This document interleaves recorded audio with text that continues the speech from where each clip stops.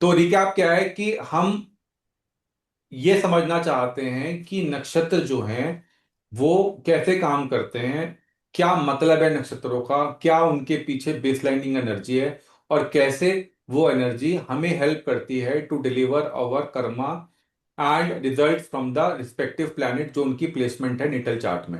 अब हमने ये बात पहले पढ़ी थी कि जो नक्षत्रा है वो उसको हम लूनर मैंशन बोलते हैं, और जो उसका दूसरा नाम है वो है स्टार डोमेन। तो हम ये बोल रहे हैं कि जो नक्षत्र है वो एक सेट ऑफ स्टार्स है जो मूव नहीं करते, जो नष्ट नहीं होते, जो एक जगह पर फिक्स हैं।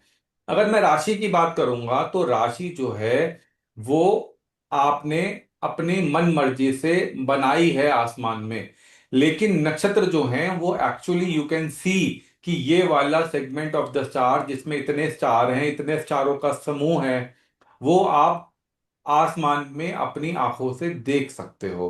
तो that is giving us understanding कि जो नक्षत्र हैं वो जस्ट एक काल्पनिक चीज नहीं है, वो एक्चुअली एक स्टार और कॉन्स्टलेशन है जो कि आपके फिक्स्ड डोमेन ऑफ स्पेस में हमेशा से मौजूद है और मौजूद रहेगा आगे आने वाले हजारों करोड़ों सालों तक।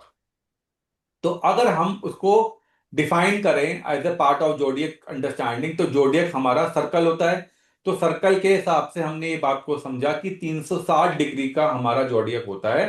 तो अगर मुझे 27 नक्षत्रों को वहां पर राइटली प्लेस करना है तो मैं उसको 13 डिग्री 20 मिनट के हिसाब से हर नक्षत्र को डिवाइड करता हूं, और ये जो नक्षत्र है ये उस पर्टिकुलर एरिया में फिक्स हो जाता है। तो मैंने हर नक्षत्र को पहचानने के लिए उसको एक नाम दे दिया, और जब वो नाम दिया तो उस नाम के साथ मैंने एक राशि का एसोसिएशन भी डाल दिया कि अगर मेरी राशि 30 डिग्री की है तो 30 डिग्री के अंदर टोटल कितने नक्षत्र आ सकते हैं। तो अगर मैं इस बात को समझूं तो अगर 30 डिग्री में अगर 13 डिग्री 20 मिनट से मैं शुरू करूंगा तो एक नक्षत्र पूरा आ सकता है। दूसरा नक्षत्र भी 13 डिग्री 20 मिनट का मैं ऐड करूंगा तो वो भी पूरा आ सकता है। तो 13 degree 20 minute plus 13 degree 20 minute होता है 26 डिग्री 40 मिनट। तो इसका मतलब यह है कि अब तीसरा नक्षत्र पूरा नहीं आ सकता, उसका एक पोर्शन ही आपकी एक राशि में आ सकता है। तो जो हमने पिछली बार डिस्कस किया था कि हर नक्षत्र में आपके चार पद होते हैं, तो अगर 13 डिग्री 20 मिनट को मैं चार भागों में डिवाइड करूं तो 3 डिग्री 20 मिनट का एक पद बन जाएगा, और उसको डिवाइड करके 3 डिग्री 20 मिनट, 6 डिग्री 40 मिनट, 10 और 13 डिग्री 20 मिनट, ऐसे हम चार डिवीजन करेंगे। तो इन टोटालिटी एक पर्टिकुलर राशि में हमारे 9 नक्षत्र पद आ जाते हैं। इतना हमें क्लियर है। अब हमने ये बात को समझा कि जब मून है एक पूरे जॉडियाक को कवर करने के लिए 27.3 दिन लेता है, और जनरली हम ये बात करते हैं कि मून एक नक्षत्र को पार करने के लिए एक दिन लेता है। तो ऑटोमेटिकली हम ये समझते हैं कि अगर देसी भाषा में समझें कि एक दिन, पूरा दिन चंद्र जो है अपने घर बना अपना घर समझता है एक नक्षत्र को। तो एक नक्षत्र में चंद्रमा रुकते हैं और उसको अपना घर मान के वहां पूरा दिन बिताते हैं। और यही स्टोरी लाइनिंग हमारी जो मैथोलॉजिकल स्टोरी थी उसके साथ लिंक हुई। तो हमने इस बात को समझा कि राशि एक बॉर्डर एनवायरनमेंट है, नक्षत्र जो है वो साइकोलॉजिकल और कार्मिक चैम्बर है जिसको हम मेंशन बोल रहे हैं। तो जहां पर मून जैसा बैठेगा जिस नक्षत्र में या वहां से पास करेगा ट्रांजिट में, वैसी एनर्जी वो एब्जॉर्ब करेगा। तो अगर मैं स्टार डोमेन की बात करूं तो स्टार डोमेन का मतलब है, डोमेन का वर्ड क्या है कि एक सिंगल स्टार नहीं है, मल्टीपल ग्रुप ऑफ स्टार्स का डोमेन है, इसलिए हमने स्टार डोमेन बोला। और हर स्टार डोमेन का अपना लॉ है, रूल्स है, फंक्शंस है। जैसे हमने एग्जांपल क्या पकड़ा था पिछली बार भी इस बार भी, आपने अपनी अर्थ के ऊपर बहुत सारी कंट्रियों को बना रखा है। तो हर कंट्री का एक बॉर्डर एरिया है। मान लो अगर मैं इसी कॉन्टिनेंट की बात करूं तो इसी कॉन्टिनेंट के अंदर हमारे पास बहुत सारी कंट्री हैं, जैसे इंडिया है, पाकिस्तान है, अफगानिस्तान है, चाइना है। सबके अपने अपने बॉर्डर हैं, और बॉर्डर के हिसाब से जैसे ही आप बॉर्डर क्रॉस करते हो वैसे ही आपका पूरा लॉज, रूल्स, फंक्शन सब चेंज हो जाते हैं। और अगर इसको और क्लोज में लाएं तो इंडिया के अंदर ही देख लो। इंडिया में जो इतनी सारी स्टेट्स हैं, उनकी बॉर्डर बॉर्डर लाइनिंग के पार देखोगे तो हर बॉर्डर लाइनिंग के पार आपको एक डिफरेंट रूल मिल सकता है, एक लॉ अलग हो सकता है। द पीपल जो वहां पर रहते हैं उनका सोचने समझने और कार्य करने का तरीका अलग हो सकता है। उसी प्रकार हमने इस बात को याद किया कि हर नक्षत्र जो है वो एक इंडिविजुअल ऑटोनॉमस एंटिटी है। उसके अंदर हम ये बात समझ के चलते हैं कि उसके पीछे एक डेटी है। अब डेटी का मैंने क्या ऐसे एज ए स्टूडेंट क्या याद किया कि वहां का एक प्राइम मिनिस्टर है, जो प्राइम मिनिस्टर बोलेगा वो हम करेंगे। वहां का एक सिंबल है यानी कि एक झंडा है, उस झंडे में उसका जितना भी थॉटफुलनेस है, जैसे वो कंट्री ऑपरेट करना चाहती है, क्या लैंग्वेज क्या कल्चर उसको दर्शाना चाहती है वो दर्शाती है। उसके पीछे शक्ति क्या है, जो लोग वहां रह रहे हैं काम क्या करना चाहते हैं वो शक्ति के रूप में है। और जो उसका रूलर है प्लैनेटरी रूलर यानी कि ओवरऑल जो जिस तरीके से वो पर्टिकुलर नक्षत्र काम करता है उसका रूलर कौन है। तो हमने इन चार पांच चीजों के बेसिस पे ये समझना पड़ेगा कि हर नक्षत्र का ये इंडिविजुअल डिफरेंट आइडेंटिटी है, जिसके बेसिस पे आप उसको डिफाइन करोगे। अभी coming back to the mythological story again, we have already covered in the first class, बस जस्ट टू रिकैप कि हमने ये बात को समझा कि चंद्र की 27 डॉटर थी दक्ष की, और हर डॉटर को एक नक्षत्र से हमने सिंबलाइज किया। और अब हमने इस बात को समझा पिछली क्लास में डिटेल में कि मून जो है रिप्रेजेंट करता है माइंड को, इमोशन को, मेमोरी को और डिजायर को, और नक्षत्र आइडेंटिफाई करता है डिस्टिंक्ट इमोशनल कार्मिक एनवायरनमेंट। तो अल्टीमेटली तो एक कार्मिक एनवायरनमेंट ही ऑफर कर रहा है नक्षत्र मून के लिए। तो अगर मून किसी नक्षत्र के अंदर रह रहा है, मून लिविंग विद अ नक्षत्र, इसका मतलब क्या है कि उस पॉइंट ऑफ टाइम पे माइंड उस नक्षत्र की क्वालिटी को एब्जॉर्ब कर रहा है। ये है वो आउटकम जो एक नॉर्मल आदमी को दिमाग में डाल के चलना है जब वो एस्ट्रोलॉजी पढ़ता है कि व्हाट इज द मीनिंग कि एक चंद्रमा नक्षत्र के ऊपर से जा रहा है, क्या मतलब है उस बात का। उसका मतलब ये है कि माइंड जो मून से रिप्रेजेंट किया जाता है वो उस नक्षत्र की एनर्जी को एब्जॉर्ब कर रहा है, क्वालिटी एब्जॉर्ब कर रहा है, एंड अकॉर्डिंगली द सोच thoughts come in our mind. हमने लास्ट क्लास में ये बात पढ़ी थी कि सबसे पहले सोच आती है और सोच के हिसाब से आदमी कार्य करता है। Hence, the moon become colored by whichever नक्षत्र it occupies। तो जिस घर में रहेगा आदमी वैसा ही हो जाएगा। उसी थॉटफुलनेस से हम ये बात समझ रहे हैं कि अगर मून रोहिणी में है तो अलग बिहेव करेगा, मघा में है तो अलग बिहेव करेगा, अश्विनी में है तो अलग बिहेव करेगा। अकॉर्डिंगली हम इस बात को समझेंगे आने वाली स्लाइड्स में, आने वाली क्लासेस में। अब जन्म नक्षत्र जो है सबसे इंपॉर्टेंटली आपका काम करता है, क्योंकि उस जन्म के समय जो मून का नक्षत्र था वो आपको ड्राइव करता है आपकी पूरी लाइफ। इसको हम नेक्स्ट स्लाइड्स में अभी देखेंगे। Y Daksha curses the moon, ये एक इंपॉर्टेंट टॉपिक जो था मैंने आपको ऑडियो पॉडकास्ट में दिया था। फिर भी just to keep the understanding on page, Daksha ने कर्स को मून इसलिए दिया था क्योंकि मून वैक्स और विन होगा।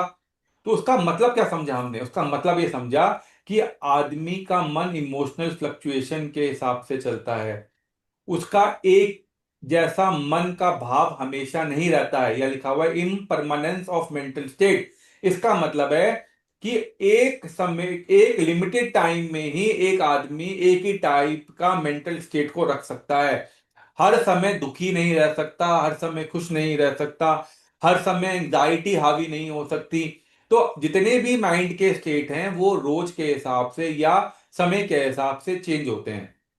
और यही साइकिल जो है आपकी चीजों को लेके अटैचमेंट और डिटैचमेंट को आपके जीवन में फलित करती है। तो जो मिथ है वो क्या है, why emotional rise and fall ये समझ में आता है, why the mind moves constantly समझ में आता है, वाई कर्मा और एक्सपीरियंस साइकिली ये भी समझ में आता है कि हम मून के हिसाब से जब मून मल्टीपल नक्षत्र में ट्रेवल करेगा उस एनर्जी को जो एब्जॉर्ब कर रहा है उसके हिसाब से हमारा माइंड फ्लक्चुएट कर रहा है। अब कंक्लूड करूंगा इस बात को तो मैं, nakshatra are not outside forces, they are vibes of moon, meaning nakshatra shape how the mind experience reality. Now अब अगर मैं ये बात बोलूं कि नक्षत्र एक एनर्जी कॉस्मिक पोर्टल है या पावर हाउस है, ये बात हमने समझ ली कि अगर हर नक्षत्र को मैं एक पावर हाउस की तरह डिफाइन कर रहा हूं, क्योंकि मैं उसके साथ एक एनर्जी को डिफाइन कर रहा हूं, तो मैं इस बात को भी समझता हूं कि एक नक्षत्र एक कॉस्मिक एनर्जी नोड की तरह मैं ट्रीट कर सकता हूं, जो पैसिव नहीं है, सिंबॉलिक नहीं है, एब्स्ट्रैक्ट नहीं है। उसके साथ हमेशा एक कार्मिक एक्टिव फील्ड जुड़ी हुई है, जो कि आपके इंप्रेशन को स्टोर करती है, आपके एक्सपीरियंसेस को रिलीज करती है और आपकी जीवन में होने वाले आउटकम्स को शेप करती है।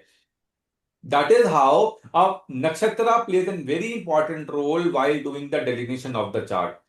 Y they are called portals, इसका बेसिक अंडरस्टैंडिंग क्या है कि जब भी कोई प्लैनेट किसी भी नक्षत्र में एंटर करेगा, जो कि उमंग जी शुरू में क्वेश्चन पूछना चाह रही थी, वो उस जोन को एक्टिवेट करेगा, वो नक्षत्र शक्ति जिंदा हो जाएगी, और जो कार्मिक पैटर्न है जो उसकी जिंदगी में फलित होने थे, स्टैटिक प्रॉमिस और दशा के कॉम्बिनेशन के बाद जब हम अप्रूवल की बात करते हैं, तो ऑटोमेटिकली वही सोच हमारे दिमाग में चंद्रमा देगा या वो प्लेनेट देगा, और अकॉर्डिंगली हम कार्य को आगे बढ़ाएंगे। तो हम ये क्या बात समझ सकते हैं याद करने के लिए, शॉर्टकट जो मैंने नोट किए थे, कि nakshatra function like switch board of the destiny, activation chamber of the karma, portals where the potential become experience. तो जो भी छुपा हुआ है वो एक्सपीरियंस के रूप में सामने आता है। तो मैंने इस एनालॉजी को याद किया था अपने, जब मैं पढ़ाई कर रहा था गुरुजी की आज्ञा से, कि पावर हाउस की एनालॉजी को याद करो। Think of nakshatra as power house station and planet as appliances. अगर आप इसको ऐसे याद करोगे तो आपको बात समझ में आ जाएगी एक ही बार में। The appliances work only according to the power supply it receives.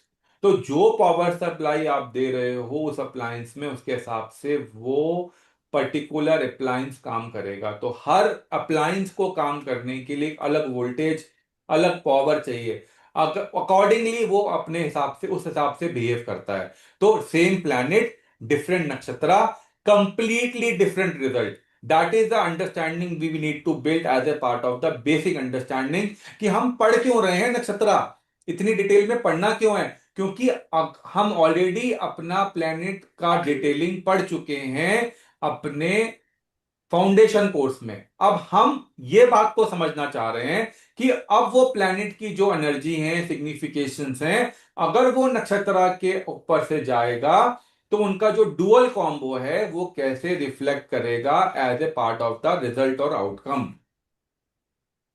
अब इसी बात को डिटेल में पढ़ेंगे तो हम ये बोल सकते हैं कि planet are the energy transmitters, they are not the source.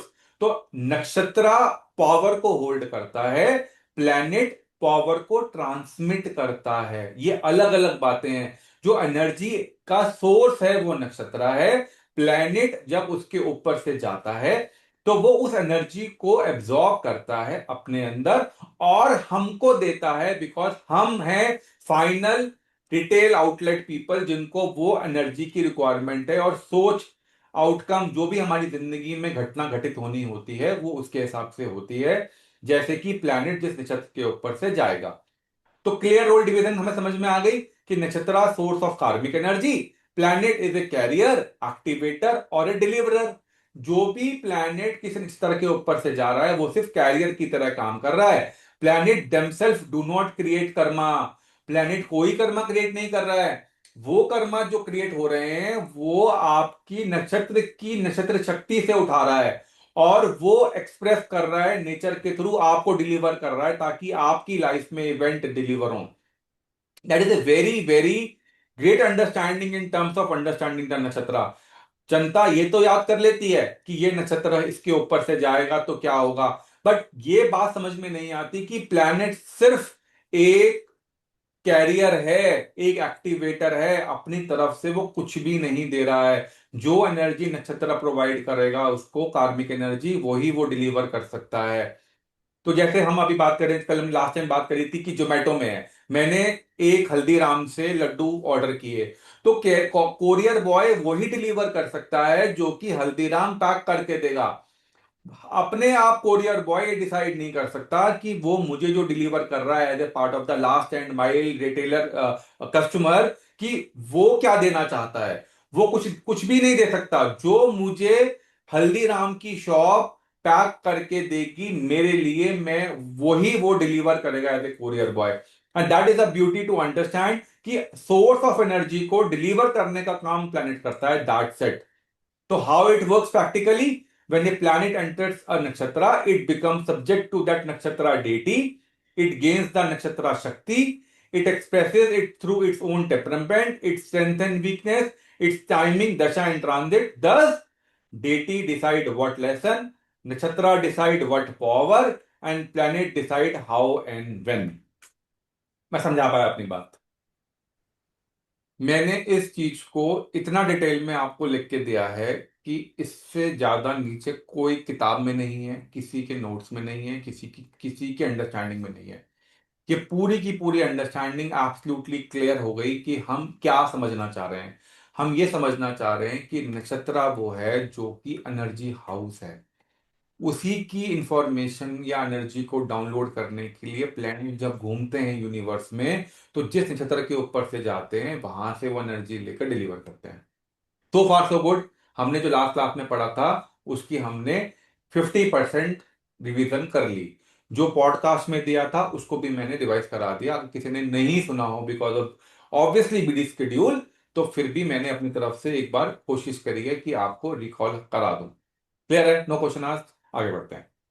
अब इसी बात को अगर मैं समझूं तो why this changes prediction accuracy, जो हम अभी कंक्लूड करने की सिचुएशन में आए हैं कि विदाउट नक्षत्र planet meaning remain generic, with nakshatra planet becomes situational, karma becomes specific, outcomes becomes predictable in quality। कि क्या वो देना चाहता था नक्षत्र, उसके हिसाब से हमें डिलीवर होगा। सेकेंड पार्ट हमने लास्ट क्लास में पढ़ा था, वो पढ़ा था स्ट्रक्चर। ये स्ट्रक्चर की स्लाइड आपको याद आ गई होगी जो हमने पढ़ी थी कि 360 डिग्री में डिवाइड होता है और 27 इक्वल पार्ट में है, 13 डिग्री 20 मिनट का है। तो 360 डिवाइडेड बाय 27, 13 डिग्री 20 मिनट। 27 क्यों, कोई और नंबर क्यों नहीं? क्योंकि 27.3 डेज में साइकिल पूरी होती है, तो रफली वन नक्षत्र। ये सब रिपीट हो रहा है, वी ऑलरेडी डिस्कस दिस। ये बात भी हम पढ़ चुके हैं पिछली क्लास में कि हर नक्षत्र को हमने चार भागों में बांटा। तो अगर एक नक्षत्र 13 डिग्री 20 मिनट का है तो उसको चार भागों में बांटूंगा तो 3 डिग्री 20 मिनट आ जाएगा। 27 × 4 = 108।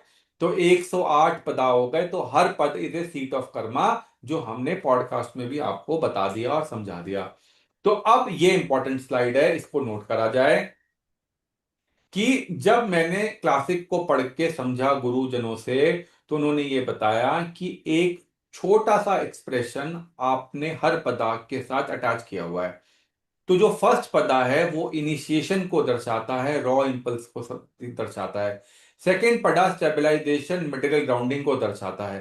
थर्ड पदा कम्युनिकेशन इंटेलेक्ट इंटरेक्शन को दर्शाता है। और फोर्थ पदा इमोशन नर्चरिंग और इनर लाइफ को समझाता को दर्शाता है। तो ये एक मोटा मोटा जेनरिक, अगर मुझे हर पदा के बारे में एक मोटी मोटी अंडरस्टैंडिंग लेनी हो कि अगर मेरा प्लैनेट कौन से पदा में है तो किस तरीके की एनर्जी को वो डिराइव करेगा, तो उसमें चार मूलभूत सिद्धांत जो उसके पीछे काम कर रहे हैं वो ये चार कर रहे हैं। This pattern is not random, it is linked directly to the navamsha sequence, जो हमने लास्ट क्लास में भी पढ़ी थी कि कैसे काम करती है, दोबारा भी पढ़ लेंगे। Understanding rulership in the nakshatras, तो ये इंपॉर्टेंट है कि कैसे नक्षत्र की रूलरशिप को डिफाइन किया गया। अगर मैं ये बात को समझूं कि केतु से लेकर मरकुरी तक 9 प्लैनेट हैं, तो 9 प्लैनेट की जो सीक्वेंस हमें मिली वो क्या मिली? केतु, केतु से वीनस, वीनस से सन, सन से मून, मून से मार्स, मार्स से राहु, राहु से जुपिटर, जुपिटर से सैटर्न और सैटर्न से मरकुरी। यही पैटर्न जो है रिपीट करता है नक्षत्रों में भी। यानी कि अगर मैं ये बोलूं कि अश्वनी अगर केतु से स्टार्ट होगा तो अगला नक्षत्र का लॉर्डशिप वीनस के पास जाएगी, उससे अगली सूर्य के पास जाएगी, उससे अगली मून के पास जाएगी। तो अगर मैं ये बोलूं कि पहला कौन सा है, अश्वनी केतु, भरणी वीनस, कृत्तिका सूर्य, रोहिणी चंद्र, ये बात आप लोग समझ पा रहे हैं अब कि हमने इस साइकिल के पैटर्न पे ही नक्षत्र की लॉर्डशिप को एलोकेट किया है। विंशोत्तरी दिशा का पैटर्न भी यही है। अगर आप विंशोत्तरी दशा का पैटर्न देखोगे, वो भी सेम पैटर्न है। केतु से शुरू होता है और मरकुरी तक जाता है और फिर से रिपीट करता है। तो अगर मैं अब ये बात को बोलूं कि 27 नक्षत्र को अगर मैं 3 भागों में बांटूं, यानी कि 9 + 9 + 9, तो 9 9 के 3 सेट बन जाएंगे। तो तीनों सेट में यही सीक्वेंस रिपीट होगी, जो कि कभी भी डेविएट नहीं होगी। और यही है हमारी कार्मिक सीक्वेंसिंग ऑर्डर, जो कि हमारी नक्षत्र की जो लॉर्डशिप है और जो हमारी विंशोत्तरी दशा का पैटर्न है, दोनों को फॉलो करती है। अब अगर मैं नाही 9 ग्रह ही क्यों क्यों लिए, 9 ही क्यों लिए, 8 क्यों नहीं लिए, 7 क्यों नहीं लिए, ऐसे क्वेश्चन मैं पूछता था अपने गुरुजी से और बहुत डांट खाता था। बट सिंस मैंने पूछा तो मैंने जवाब भी पाया कि राहु और केतु कार्मिक पास्ट एंड कार्मिक हंगर से डराइव होते हैं। सन और मून सोल और माइंड के कारक हैं।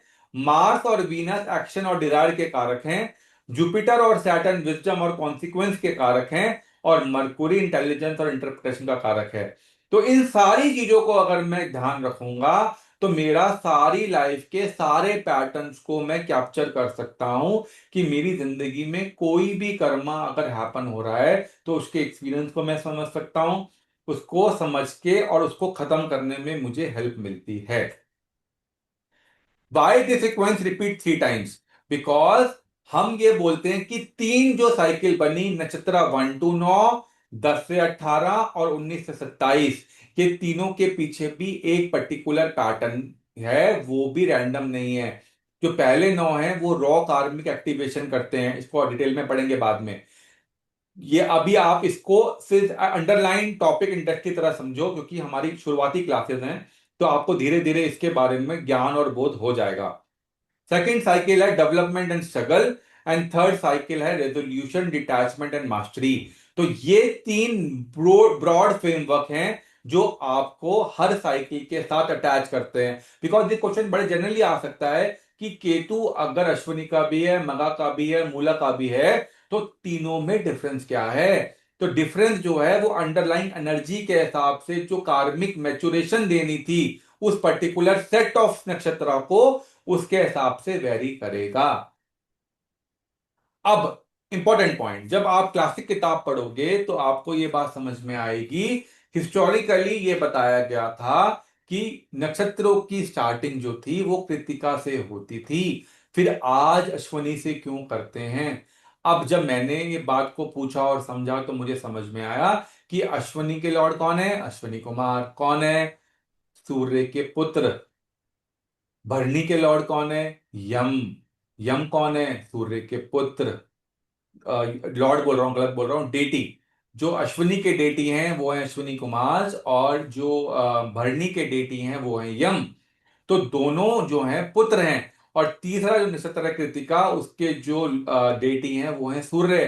तो ऑब्वियसली हम किसी भी चीज को शुरू करेंगे तो फादर को ध्यान रखते हुए करेंगे।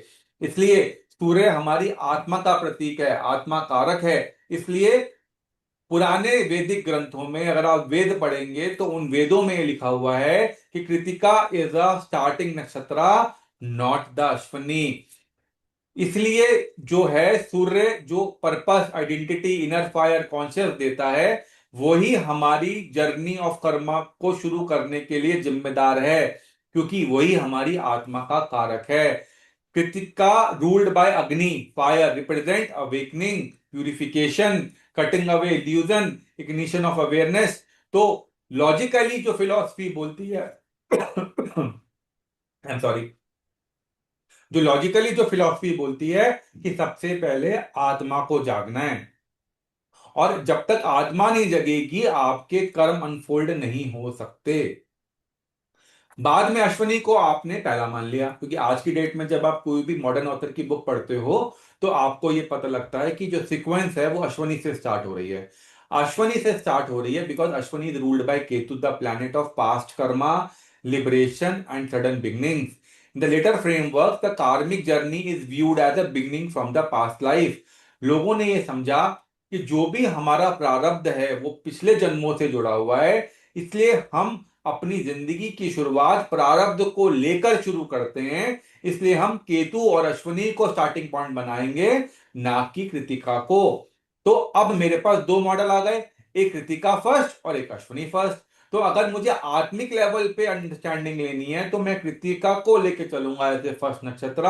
और अगर मुझे कार्मिक कॉन्टिन्यूटी के हिसाब से बात समझना है कि जीवन मरण का सिलसिला है, उसके हिसाब से चलूंगा, तो 12th हाउस के बाद फर्स्ट हाउस आता है। और अश्विनी जो है वो केतु से ड्रिवन है, इसलिए हम ये बोलेंगे कि कार्मिक कॉन्टिन्यूटी मॉडल के हिसाब से अश्विनी को पहला मान लिया। ये मल्टीपल बुक्स में अंडरस्टैंडिंग दी हुई है। Cyclic sequence and pattern of planetary governance, ये हम पढ़ चुके हैं कि nakshatra store karma, planet decide how the karma unfold in time. That is why this is why nakshatra rulership directly link with dasha system. अब स्पेसिफिकली अगर हम ये बात को डिटेल में पढ़ें तो दशा सिस्टम में, मल्टीपल दशा सिस्टम में सीक्वेंस अलग हो सकती है, लेकिन विंशोत्तरी दशा की जो सीक्वेंस है वही फॉलो कर रहा है मेरा रूलरशिप ऑफ नक्षत्र ऑल्सो। तो ये दशा टाइमिंग जो है वो भी मैटर करती है, क्योंकि जब मेरा जन्म होता है उस जन्म के टाइम पे जो मून जिस नक्षत्र में होता है वहीं से मेरी विंशोत्तरी दशा स्टार्ट होती है। और जिस पर्टिकुलर टाइम पे जो नक्षत्र आया है उसी के हिसाब से मेरी आने वाली दशाएं भी ऑटोमेटिकली डिफाइन हो जाती हैं। अगर मान लो कोई जुपिटर की दशा में पैदा हुआ तो अगली दशा उसको शनि की मिलेगी और फिर बुध की मिलेगी एंड गोइंग फॉरवर्ड। अगर कोई शुक्र की दशा में पैदा हुआ तो अगली दशा कौन सी मिलेगी? चंद्र की, ये सूर्य की, फिर चंद्र की। सूर्य की मिलेगी हाँ, सूर्य की क्वेश्चन की। मिलेगी फिर चंद्र की, राइट। ये चार चार सब जाग रहे हैं ना, ठीक है।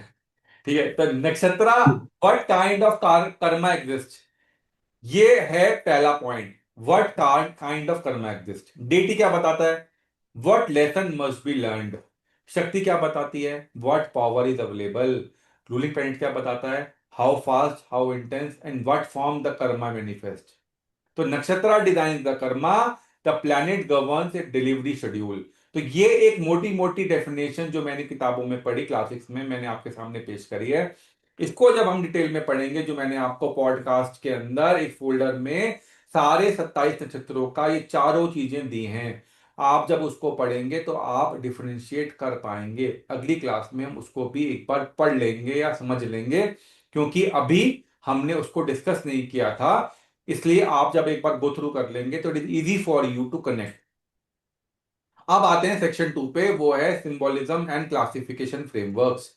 इसमें nakshatra is not merely a division of space, they are living archetypes. हमने बात समझ ली कि सोर्स ऑफ एनर्जी हैं, पावर सोर्सेज हैं, पावर हाउसेज हैं। तो ऑटोमेटिकली हम ये मान के चलेंगे कि वो हमारे लिए लिविंग बीइंग की तरह काम करेंगे, और उनके पीछे जो दो एनर्जी फॉर्म काम करती हैं, एक उनका सिंबल और एक उनकी डेटी, उसके हिसाब से हमें आउटकम मिलेगा। दो पिलर इंपॉर्टेंट पिलर हैं। तो why deities are assign to the nakshatra important है। In Vedic cosmology deities are not gods in the religious sense, they are cosmic principle forces और इंटेलिजेंसेस। तो जिसको हम पावर बोल रहे हैं या एनर्जी बोल रहे हैं, उस एनर्जी की फॉर्म को एक नाम दे दिया गया, उस नाम को हमने डीटी बोला, और वो भगवान नहीं है। तो हमें भगवान और डीटी में कंफ्यूजन हो जाता है जब हम ज्योतिष पढ़ते हैं। तो deities are not gods. Each nakshatra is presided over by a deity because the deity embodies the conscious pattern of that nakshatra. तो जो भी एनर्जी पैटर्न या जो भी सिग्निफिकेशन या क्वालिटीज वो नक्षत्र डिस्प्ले करना चाहता है, वो डीटी के फॉर्म में रिफ्लेक्ट होता है। तो now what we have understanding is कि deity is a source code of behaviour, instinct, reaction pattern and karmic lesson. तो ये जब हम डिटेल में समझेंगे, हर नक्षत्र का डेटी के बारे में पढ़ेंगे, तो हमको थॉटफुलनेस आएगी कि कैसे एक डीटी अलग है किसी और डीटी से और क्या एनर्जी मैनिफेस्टेशन वो देना चाहता है। अब रोल ऑफ नक्षत्र डेटी रहता है सोर्स ऑफ ट्रेड्स।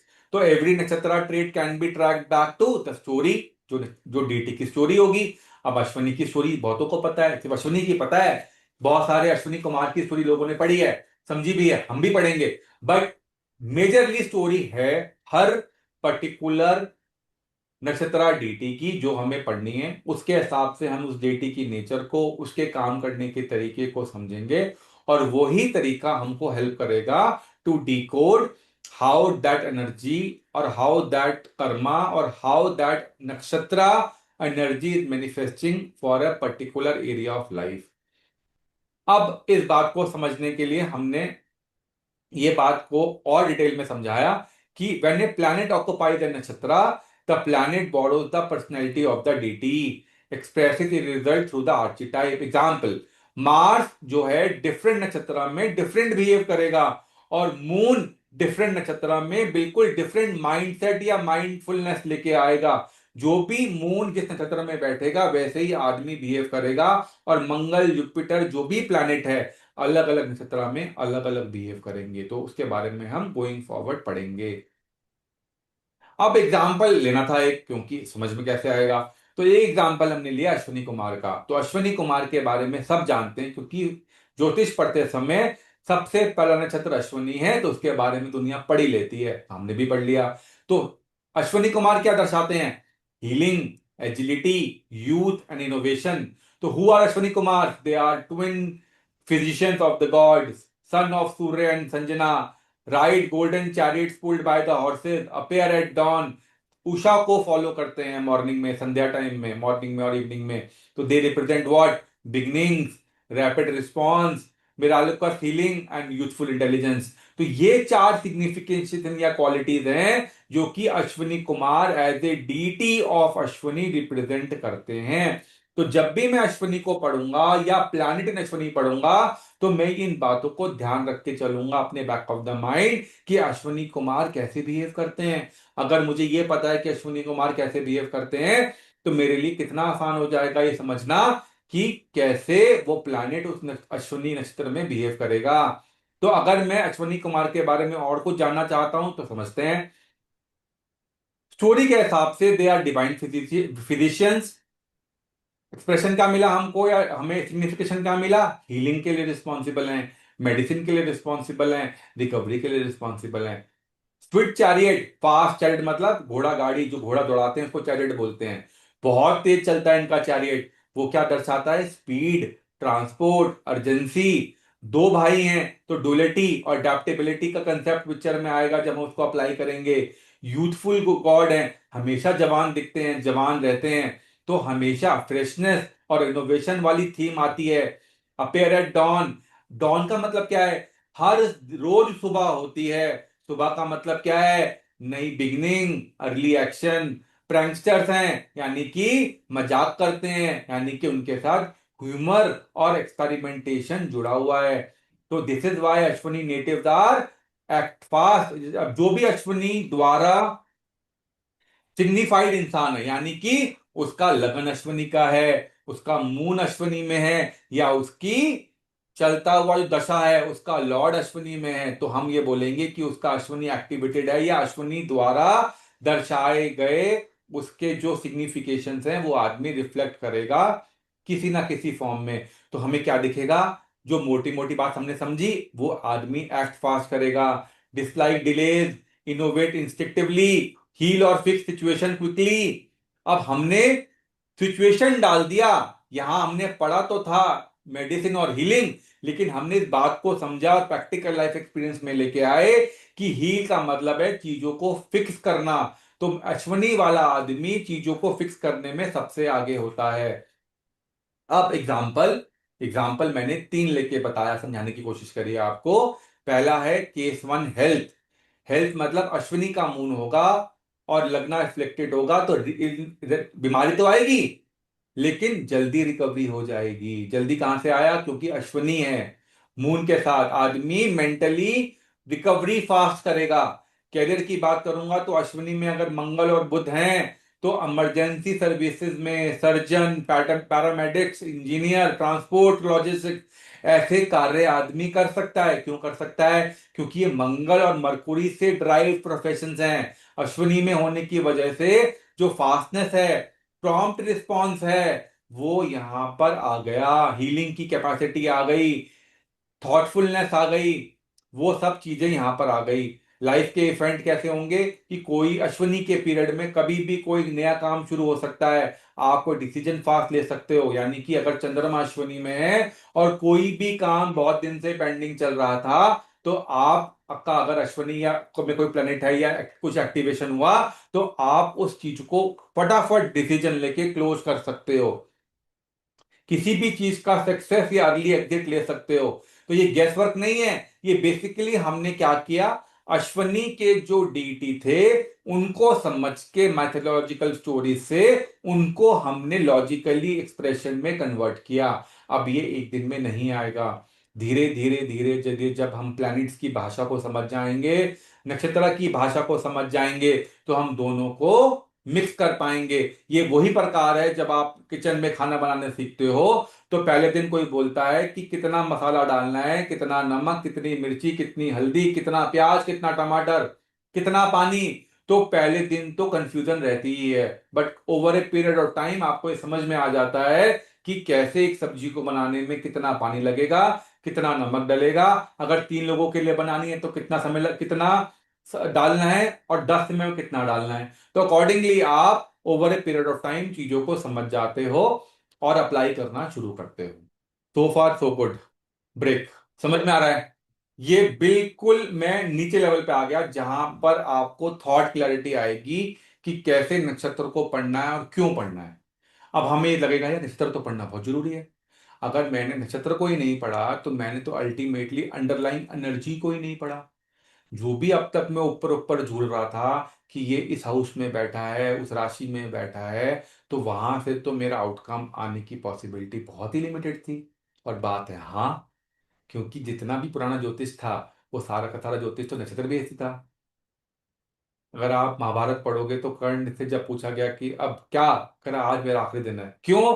क्योंकि महाभारत में लिखा हुआ है आज शनि और सूर्य इस नक्षत्र से गुजर रहे हैं, तो आज मुझे लगता है कि आज के युद्ध में मैं विजय नहीं होऊंगा। आज मेरा परम गति को प्राप्त करने का दिन आ गया है। तो ये अंडरस्टैंडिंग हमने किताबों पढ़ के लिए, मल्टीपल ग्रंथ पढ़े तब समझ में आया कि हाउ टू डेलिनिएट द नक्षत्र इनटू अंडरस्टैंडिंग। क्लियर है? समझ में आ रहा है दोस्तों? कोई डाउट नहीं होना यस। चाहिए, और बहुत सिंपल लैंग्वेज है, बहुत अंडरस्टैंडिंग से पढ़ा रहा हूं, ठीक है। Now moving on. अब मैं ये बोल रहा हूं कि ये मैंने पढ़ लिया। अब आते हैं अगले स्लाइड पे, जो ये बोलती है कि symbolic representation of nakshatras. Symbol हैं हर नक्षत्र के साथ जुड़े हुए। तो सिंबल बताते हैं कि ओवरऑल जो कंप्रेस्ड इंटेलिजेंस है वो क्या है। Visual short hand of a function, अगर मैं किसी भी चीज का सिंबलाइज फॉर्म को समझ लूंगा तो मेरे लिए उस चीज को रिकॉल करना आसान हो जाएगा। मैं इस बात को समझ सकूं आज, इसलिए मेरे पुराने ऋषि मुनियों ने हर नक्षत्र के साथ एक सिंबल को अटैच कर दिया, ताकि जैसे ही मैं सिंबल को देखूं मैं उसके साथ बात कर सकूं, उसके लॉजिक को समझ सकूं, वो जो रिफ्लेक्शन देना चाहता है मेरी जिंदगी में मैं उसको भी समझ सकूं। तुम हर सिंबल को समझेंगे going forward. How symbol conveys the function and temperament, each symbol reveals action style, जो इंस्टिंक्ट वो कैरी कर रहा है और जो लाइफ थीम, तीनों को एक सिंबल आपका बताता है। मुझे लग रहा था कि ये भी कवर नहीं होगा, बट आप लोगों ने बहुत सहयोग दिया। तो ये हमने कवर कर लिया, ठीक है भाई, समझ में आ रहा है? तो अभी हमने 2 क्लासेस कर ली। तो 2 क्लासेस में मैंने आपको फर्स्ट क्लास में पढ़ाया था कुछ बहुत सारे टॉपिक, उसको मैंने रिवाइज कर लिया आज, ताकि एक डबल लेयर बन गई।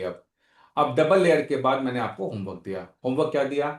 मैंने आपको 4 पॉडकास्ट और दिए, 4 और आ लेंगे, 8 पॉडकास्ट हो गए। अब पॉडकास्ट सुनने से आपको थॉटफुलनेस आ जाएगी। थॉटफुलनेस आ जाएगी सिक्वेंशियली, कैसे एक चीज को पूरी तरह समझाया गया है पॉडकास्ट में, आराम आराम से, कोई जल्दी नहीं है। ठीक है, आप उसको 3 बार सुनो, 5 बार सुनो, 10 बार सुनो। दूसरा पॉइंट, नोट्स बनाओ, वेरी गुड। तीसरा पॉइंट, मैं आपको नोट्स भी दे रहा हूं। तो नोट्स के हिसाब से मैंने आपको 2 नोट्स दिए, जो पिछली क्लास में पढ़ा था उसके नोट्स भी दे दिए मोटे मोटे समरी में, और आज की क्लास के भी नोट्स दे दूंगा। और साथ में मैंने एक फोल्डर बनाया है, जिस फोल्डर के अंदर मैंने आपको 4 चीजें बताई हैं। वो 4 चीजें कोई पढ़ के बताएगा? एक बताया है सिंबल, एक बताया फंक्शन एंड टेम्परामेंट, एक बताया लाइफ थीम, और एक बताया सिंबल का लॉजिक। तो ये मैंने 27 के 27 नक्षत्रों का बताया है।